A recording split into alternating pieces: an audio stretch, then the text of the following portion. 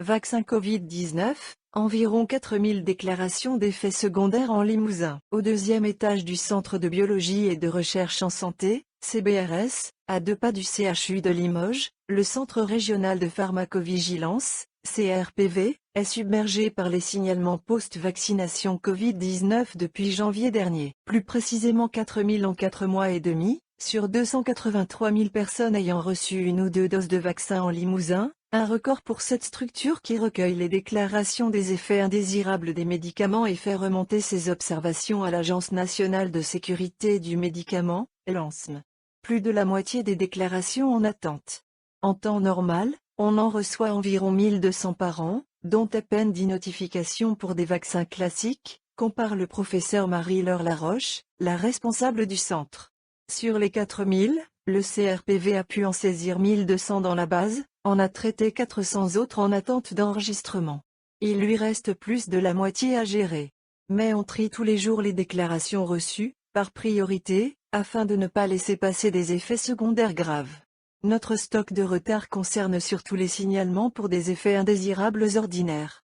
Des effets dits graves pour 25% des déclarations. Ici, un quart des 1600 déclarations déjà prises en compte concernent des effets dits graves. Une proportion semblable au niveau national. Cette notion de gravité est vaste, nuance le professeur Laroche. Elle englobe aussi bien les effets inattendus qu'attendus avec un caractère particulier, par exemple les syndromes grippaux causés par AstraZeneca. L'intensité des symptômes et l'ampleur du nombre de personnes touchées, avec beaucoup d'arrêts maladie, ont justifié qu'il soit médicalement significatif et classé grave. Un cas de thrombose de localisation atypique. Parmi les effets indésirables notables, le CRPV de Limoges a surtout enregistré un des 34 cas de thrombose de localisation atypique, cérébrale, intestinale, recensés en France, à la suite du vaccin AstraZeneca, et ayant entraîné 11 décès. Le cas limousin n'a pas été mortel. Cette réaction auto-immune, se manifestant par la production d'anticorps qui attaquent les plaquettes, est rare, développe la responsable du centre.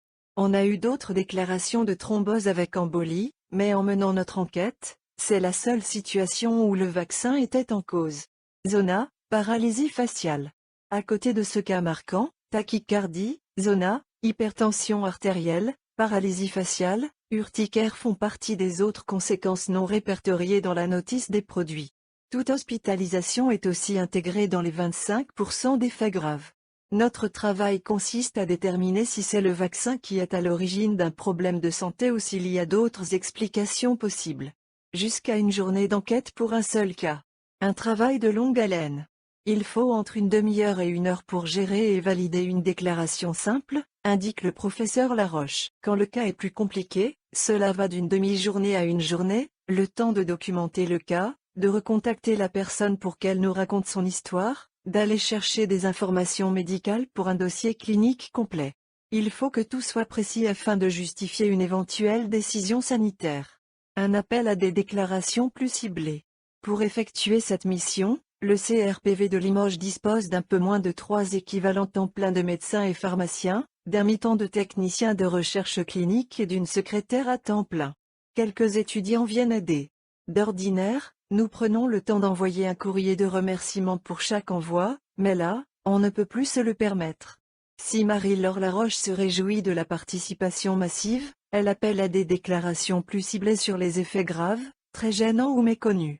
Une pertinence nécessaire pour garantir la réactivité de la surveillance vaccinale. Il existe 31 centres régionaux de pharmacovigilance en France, c'est ce réseau territorial qui alimente l'ANSM. Les déclarations dans le détail. Répartition géographique. 80% des déclarations reçues par le CRPV de Limoges sont originaires de Haute-Vienne, 15% de Corrèze et 5% de Creuse. Répartition par vaccin. 78% des 1600 déclarations traitées concernent le vaccin Pfizer, 18% AstraZeneca et 4% Moderna et Janssen. Répartition par profil de déclarant. 74% des remontées viennent de patients et 26% de professionnels de santé. Répartition par moyen de signalement. 25% des déclarations reçues par le CRPV passent par le portail national mis en place par le ministère de la Santé. La majorité arrive par mail ou courrier avec l'envoi de la fiche de suivi et de déclaration d'événements indésirables éditée par le CRPV Limousin et remise à chaque patient vacciné. Une initiative locale qui a fortement incité à participer à la déclaration.